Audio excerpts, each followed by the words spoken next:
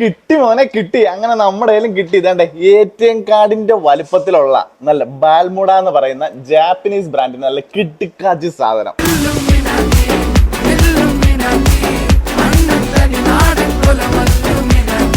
അത് 5G mobile.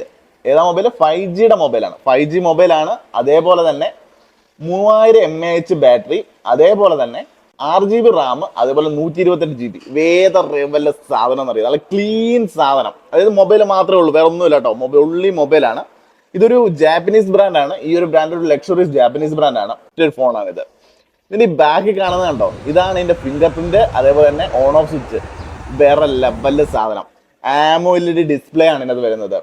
Video quality വേറെ level. Camera amazing ക്യാമറയാണ്. നമുക്ക് ഇതിനെ ഒരു കമ്പാരിസൺ ചെയ്യാൻ ഗൂഗിൾ പിക്സലിന്റെ ഫോണുകളോട്ടൊക്കെ കമ്പാരിസൺ ചെയ്യാൻ പറ്റും. അമ്മാതിരി ക്വാളിറ്റിയുള്ള ക്യാമറ. അതേപോലെ തന്നെ ഫ്രണ്ടിൽ പഞ്ച് ഹോൾ ക്യാമറയാണ് വരുന്നത്. ഇന്റർനെറ്റിലാണ്